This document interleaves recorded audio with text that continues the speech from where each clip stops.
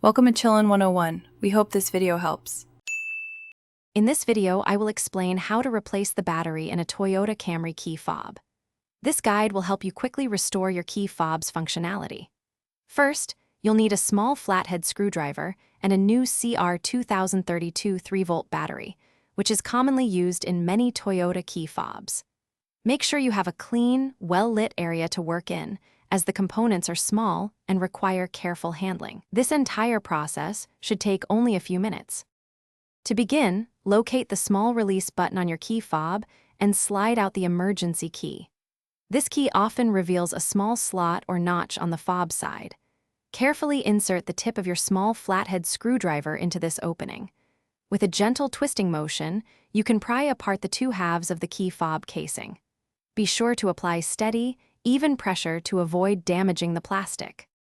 Once the key fob is open, you will see the old battery. Take a moment to observe its orientation. Typically, the positive side, marked with a plus sign, faces upwards. Use your small flathead screwdriver to gently pry the old battery out of its compartment.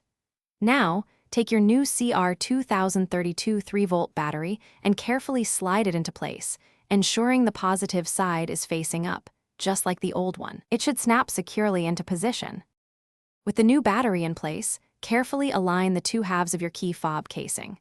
Press them firmly together until you hear a distinct click, confirming that the fob is securely reassembled.